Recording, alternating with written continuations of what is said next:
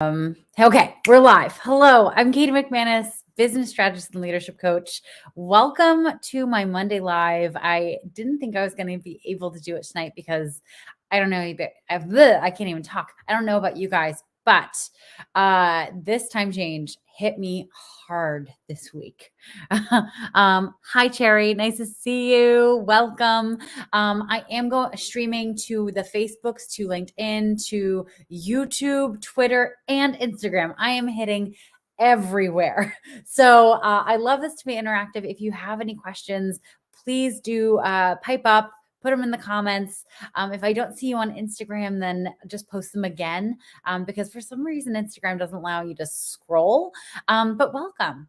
I'm inspired this evening for this live by a line I heard in The Marvelous Mrs. Maisel on Friday night. Now, I'm not going to do any blips where I spill the beans on what's happening there. So don't worry, I'm not going to ruin it. But there was one line. Hi, Bhakti. Hi, Lauren. There was one line in it that I just can't stop thinking about. And it's, Midge is getting kind of yelled at by a friend of hers. She's getting called on her bullshit. And I'm not going to ruin it. Don't worry. But someone tells her, stop planning, start working. And I think this is such a great lesson for so many of us. I personally remember when I started out in my coaching business, I would write down literally these charts of I'm going to get 3 new clients each month at this rate. And then as soon as I had enough clients at that rate, I was going to up it to another one. And I had like my income all added up at the bottom. And really I planned how my confidence would grow with these dollar amounts that I would charge my clients. And I found this when I moved to Pennsylvania, when I moved to Philadelphia a few months ago, and I had the deepest belly laugh over it. And I also had a little tear to my eye of oh my God, who was this delusional young woman who thought that's how a business goes? And the reason I'm laughing at myself and hopefully I'm laughing with you and not at you, but if it's at you, I have some wisdom here. I hope that you'll stick around for. So there's this myth of having a plan, of having a business plan. Okay. And let's just talk about business plans for a moment. Business plans are required generally when you have the type of business that you need funding for. Okay, so you need a business plan if you want to start a bakery and you need to get a loan from the bank. Okay, you need a business plan if you're starting a landscaping business and you need a loan to buy a truck. Okay, you need to show that you at least know some of the ways in which you're going to get business. You maybe have some clients already on board. You have a place already scoped out that you're going to rent. Basically, the business plan is telling the people you're borrowing money from, hey, I already have some shit in my control. There's already some stuff happening here that I know how to monetize. I know how to make this work. Okay. I have the right people. I have maybe a little bit of funding already. I have the space already scoped out. Great. Okay. Now, you know who I work with. I work with service-based, mission-driven entrepreneurs, right? And so my clients, my people, they don't need premises. They don't need premises. It's very hard to plan because here's the thing: we're offering this brilliance that's in our brain, and we're basically selling that to whoever wants to buy it. Not whoever, but when you start out, you kind of take whoever's going to give you some money. There's very little control that you have over that. So I want to speak to the myth of the plan. And I think Breaking Bad, the TV show, is a great example of this. And if you haven't seen this, you don't even have to watch the whole series, but I want you to watch one episode because I swear to God, every single episode, Walter White, the main character, starts off by saying, this is not something I'm ever going to do. This one thing, never going to do it. It's too brutal. It's too crazy. Nuh-uh, not going there. He is very adamant that the plan is going to not include this one thing. And each episode unfolds that he gets closer and closer and closer and gets put in a situation where he has to not only do that thing, but do it far worse than what he initially, said he wouldn't do. Blowing things up, killing people, all the things. And this is kind of what I think of when I hear people say, "Oh, I have a plan for my business and how successful it's going to be."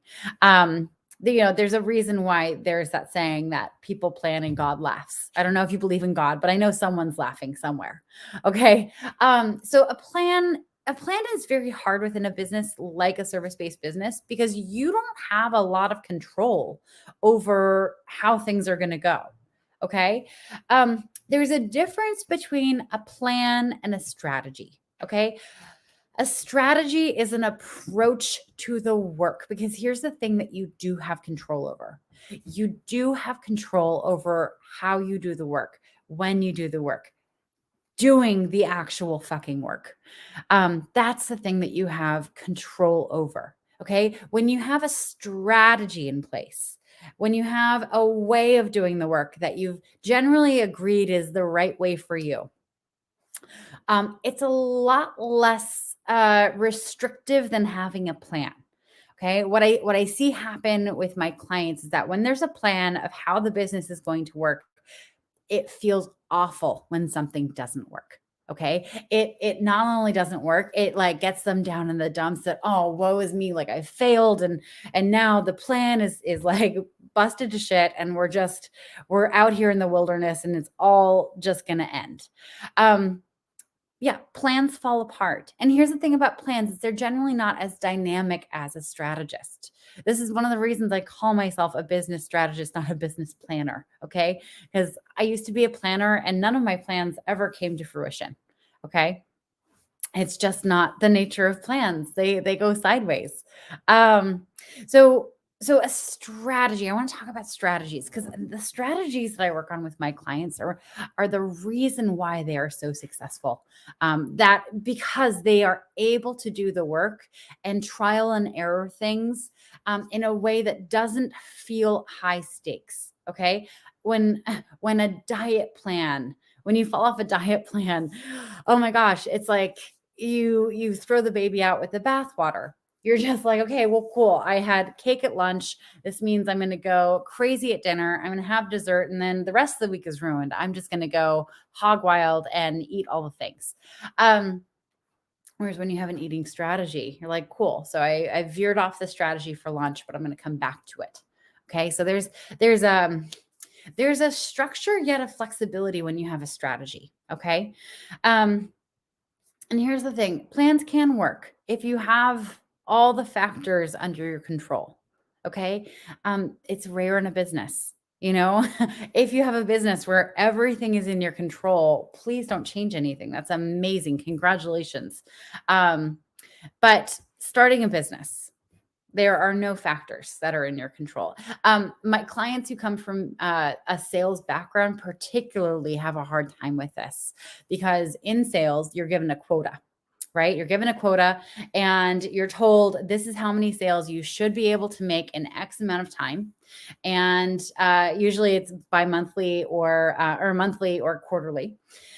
And if you don't hit the quota, then you're pretty much fired. And if you do and you overachieve, then you get a bonus.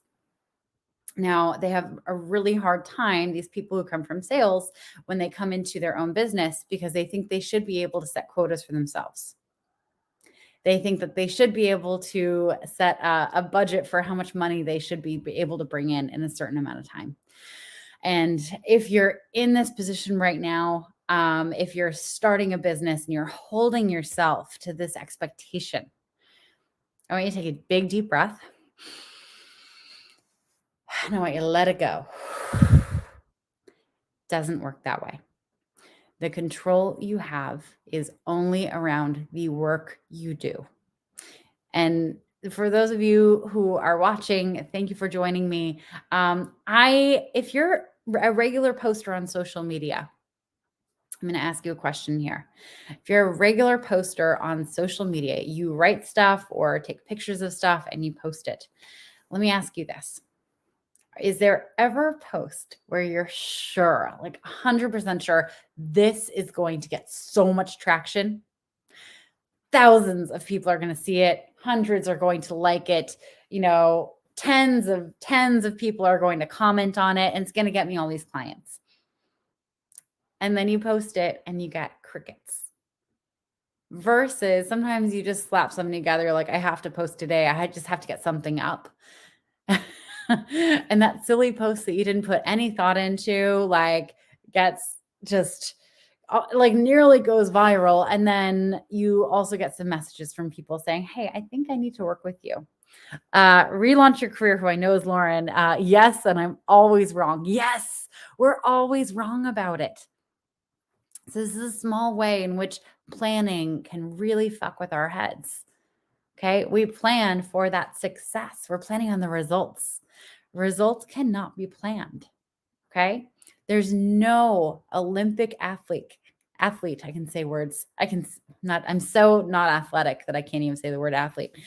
There's no Olympic athletes who go into their competition planning on winning. Hi, David. Welcome. They can't plan on winning. They're up against the top talent from around the world who worked so hard to be there. There are so many factors that are outside of their control. Of course, they are going to work as hard as they possibly can to get the result that they want, but they just can't plan on winning. Okay. It's not something that you can plan for. You know, yesterday I like grocery shopping in New Jersey. It's just a lot less stressful than going into like the center of Philadelphia. It's just across the Ben Franklin Bridge, across the Delaware River. I'm learning all the geography and I'm really excited about it. Can you tell?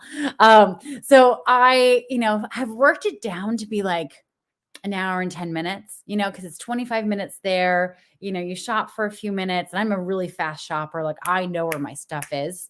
And then it's 25 minutes back. And I'm really good at finding the right line too. So it doesn't take me too long to check out. Yesterday, my whole plan went to shit because I forgot. There's something outside of my control. I forgot that St. Patrick's Day is this week, and there was a parade yesterday. Now, the city of Philadelphia is also pretty bad at planning and strategizing how to make these things go well for everyone. Oh, my dad's calling. It's funny. Anyway, I'll finish my story before I talk about that. So, ended up taking, instead of 25 minutes to come home, 2 hours to come home from New Jersey. And it was absolutely miserable. I was in traffic with people who also didn't plan on this. And I actually had to phone a friend because I don't know Philadelphia well enough to even figure out like what my best route home would have been. I would have been just doing circles in Northern Philadelphia for hours. Anyway, but we can have a plan, but it's always better to have a strategy. So, future me, having gone through that experience, is always going to know like what are the right ways for you to get south of certain streets if there's something going on. I'm also going to be looking at maps to see, and calendars to see what kinds of events and permits are being pulled for this beautiful city on Sundays when I like to do my shopping, because it makes my life very inconvenient when I have an extra 2 hours pulled from my day. So sorry, my dad was calling. So I don't know if you know this. I have to be able to go live on Instagram and on the Facebooks and on LinkedIn and on YouTube and on Twitter.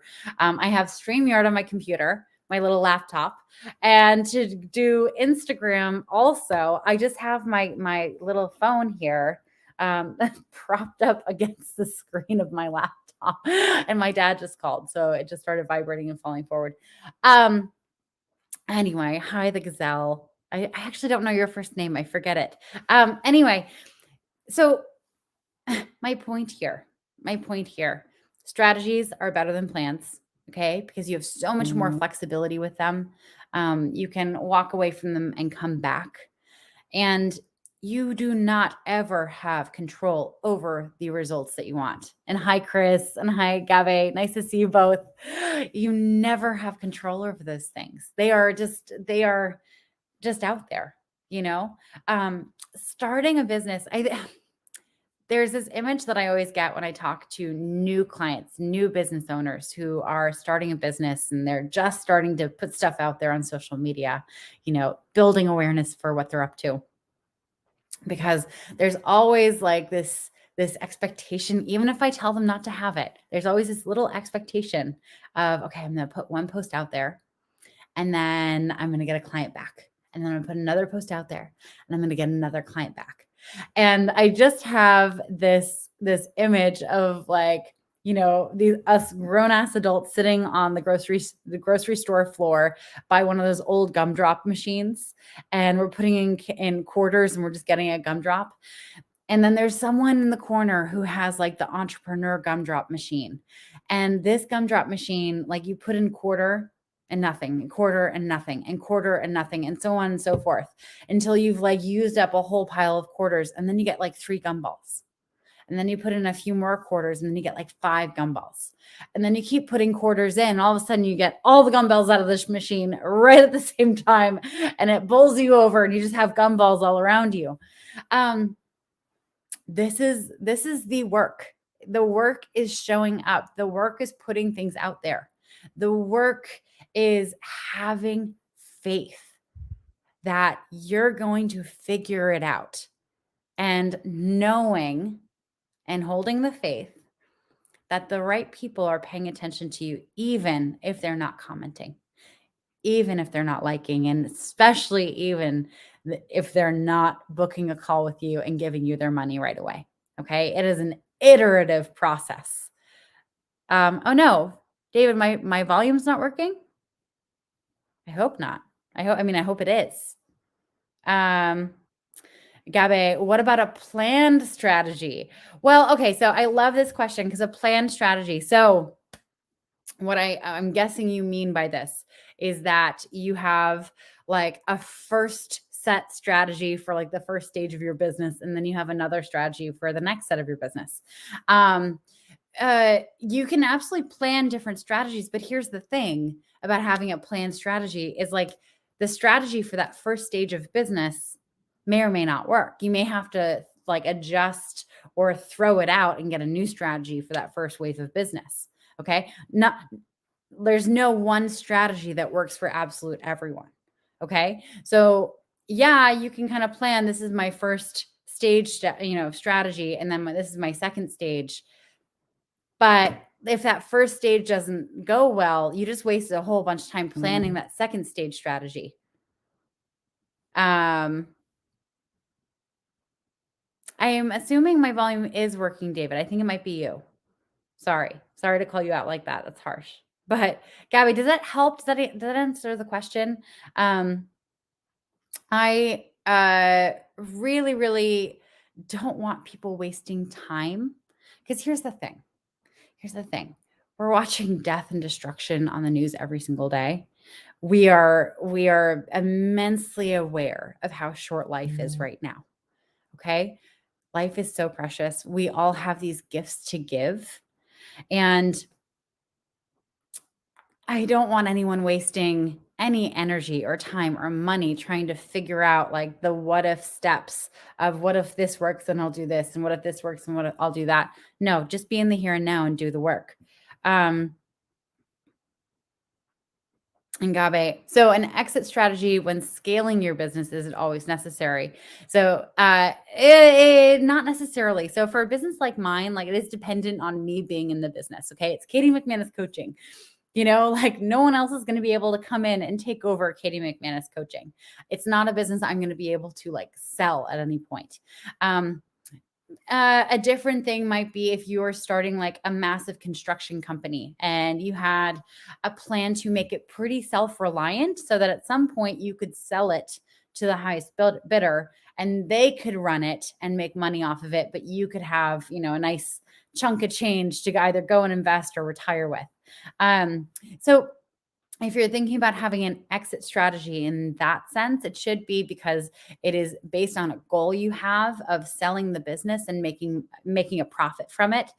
But the business has to be handoffable to someone who is, wanting. Oh, no, that the volume's not working on Instagram. That's a bummer. I don't know what to do about it right now, so I'm gonna figure it out later. But watch me. I'm over on the Facebooks and on LinkedIn and YouTube and Twitter. So you have a lot of options. But anyway, I hope that answers the question because if you're wanting that kind of life, that's completely doable. That's absolutely doable. I mean, heck, I could probably start a construction company. I wouldn't want to. It's not the business that I want to work in. My dream business. I was sharing on Ariel Lee's post today because she was asking everyone, what kind of businesses they want to start. And I just really love businesses that have amenities.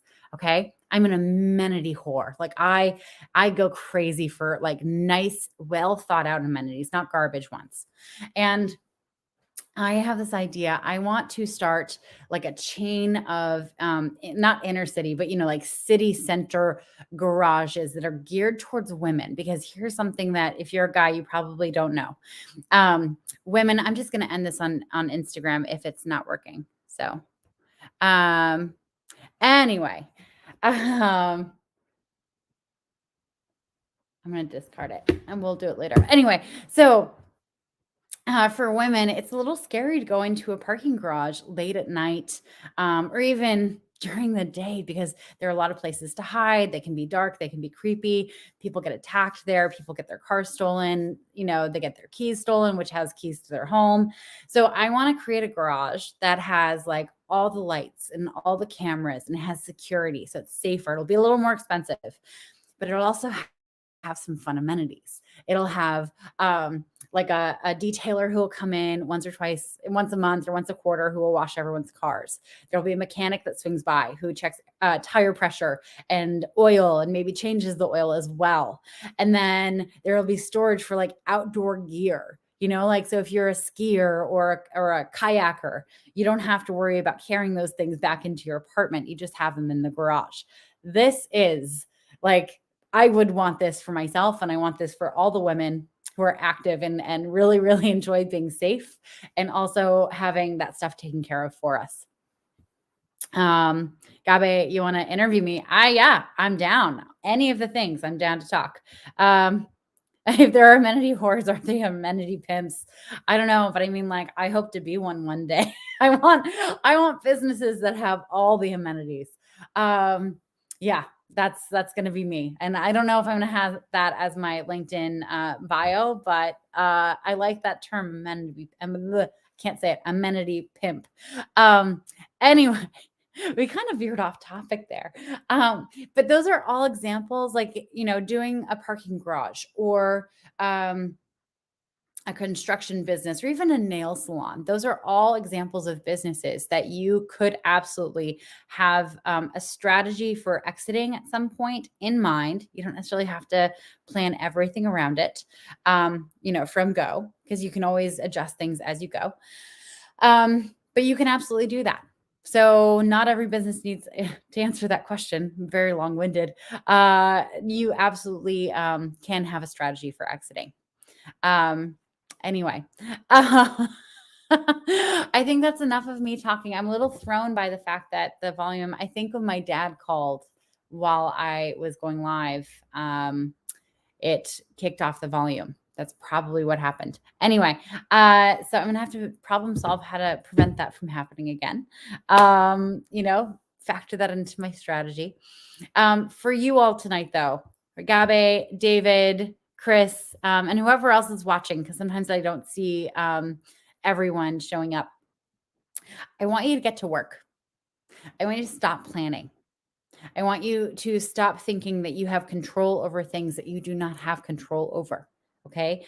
All you have control over is using your time and doing the things. That's it. That's absolutely it. You don't even have control over whether you fall asleep fast tonight. Okay. And I know I just made you overthink it. So now you're going to have a hard time falling asleep. I apologize, but I'm doing this to prove a point that you don't have control in a lot of areas. Okay. You do have controls of the actions you take. Okay. So go do those actions. All right. Love you all. Happy Monday and happy time change. Hopefully we adjust really quickly. I'm Katie McManus, business strategist and leadership coach. I will talk to you all soon. Have a fabulous rest of the week. And I would love to hear any ahas that you had from tonight's live. All right. Mwah. Good night.